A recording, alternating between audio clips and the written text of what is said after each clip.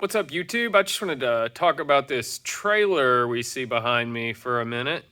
So, I don't remember when we got this trailer, but I do remember that it used to be an RV. Oh, and we should probably take a minute to introduce Frank. This is Frankie.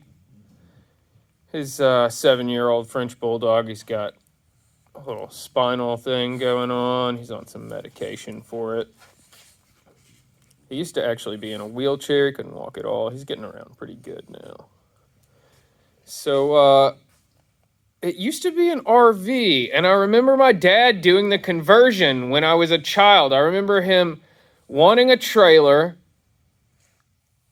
and rather than being able to afford a trailer or wanting to afford a trailer, he bought an RV that, I don't know if it had been hit by a tornado or been an accident, something like that. But I remember him, well, I guess I helped him, as a little kid, tear the RV down off of this guy and turn it into the flatbed trailer that we see here. Whenever he passed in 2015, it was grown into the ground. The deck was totally rotted out of it. It's probably sitting halfway up, the wheels in dirt. Brake drums were totally full of dirt. I've been going through it a little bit whenever I have time. I wanted to talk about the wiring today on this thing.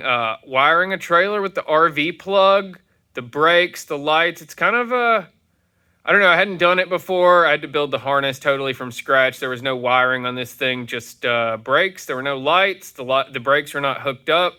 Well, let's get to it. Every trailer I've ever been a party to had some pretty crappy wiring.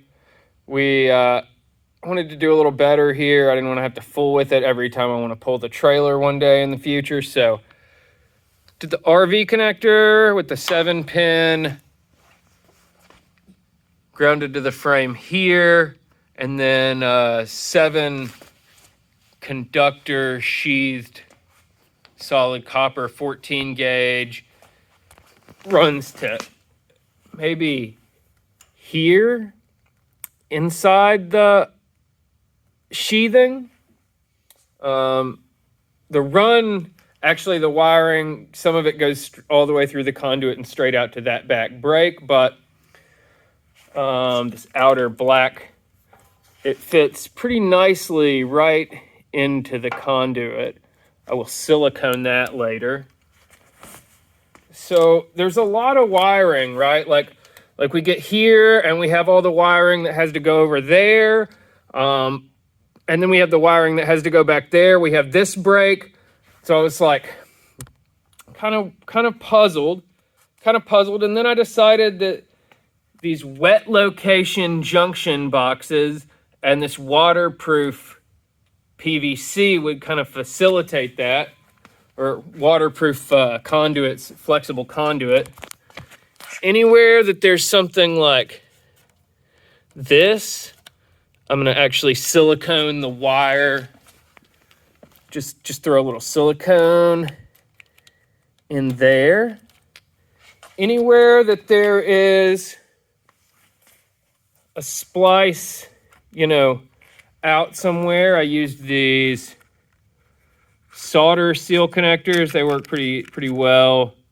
It's like we have a little piece of solder here. Come on, focus.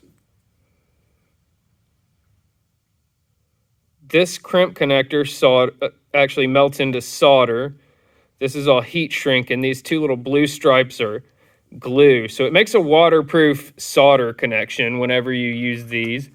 And then I just threw a little bit of heat shrink over everything. Separated. This will be lights, brakes.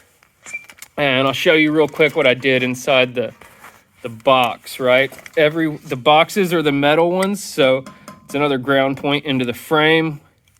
And all our grounds for this side are tied in right here with these heat shrink I-ring crimp connectors.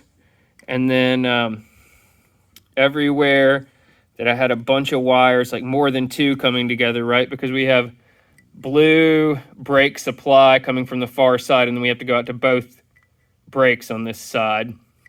These are from the electrical aisle at the store. They're, I guess, for house wiring, but anyway, every time I've ever fooled with a trailer, you know, the lights are not working, or the brakes are not working, or it's like, where is the connection problem? What's the deal? Is it rubbed through? So I thought this was a pretty simple solution.